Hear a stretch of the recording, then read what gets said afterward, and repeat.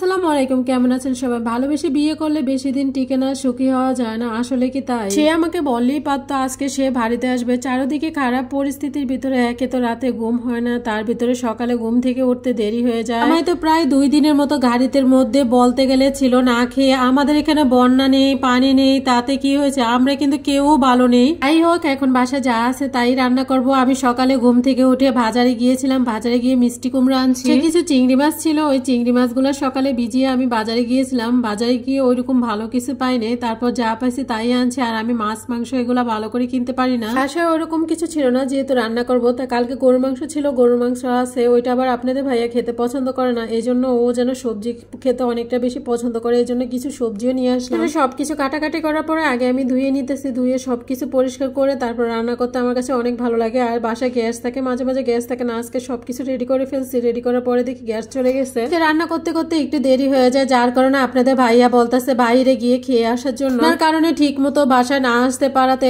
এমনি তো খেয়ে না খেয়েছিল, তার জন্য ভাবতেছি বাইরে না গিয়ে নিজের মতো করে নিজে বাসায় রান্না করে খাওয়াবো। যেহেতু আমি চিংড়ি মাছ রান্না করবো, আমার ছেলেরা আবার চিংড়ি মাছের গন্ধ শুনতে পারে না, তার জন্য ওদের জন্য রুই মাছের পিস নিলাম, কয়েক পিস ভেজে দিব। এর ভিতরে ডিম লাগলে ডিম ভেজে দিব। এখানে আমি প্রথমে পেঁয়াজ কুচিটা দিয়ে দিছি, তারপর চিংড়ি মাছগুলো দিয়ে দিছি। চিংড়ি মাছটা একটু কালার হওয়ার পরে আমি এখানে মশলা যা যা মশলা আছে সবকিছু দিয়ে দিছি। এখানে আদা রসুন জিরা বাটা একটু, তারপর হলুদ মরিচের গুঁড়া আর 2টা কাঁচামরিচ দিয়ে দিলাম। এখন আমি বেশ কিছুটা সময় কষিয়ে নিব। এটা যেহেতু একটু ঝোলঝোল আছে আর মিষ্টি কুমড়া রান্নাটা কিন্তু খুব তাড়াতাড়ি হয়ে যায়, বেশি সময় লাগে না। মায়ের কাছ থেকে রান্না শেখার কখনো এভাবে সুযোগ হয় না, তবে মা সব সময় বলে মশলা ভালো করে কষিয়ে নিলে তরকারি খেতেও মজা হয়। রাতে আমাকে বলেছিল তার ফ্রেন্ডের বাসায় থাকবে, সে যদি বলতো বাসায় আসবে তাহলে কিন্তু আমি আগেই রান্না করে রেখে দিতে পারতাম। বিয়ের এত বছর পরে এই প্রথমবার এতদিন সে বাইরে ছিল। তবে এটা নিয়ে আমার কোনো কষ্ট নাই, আমরা তো বেঁচে আছি, ভালো আছি। অনেক ভাই বোনরা তো স্বজন হারিয়েছে, পরিবার হারিয়েছে, ঘর বাড়ি হারিয়েছে, তাদের কথা মনে পড়লে বুকের ভিতরে কেঁপে ওঠে।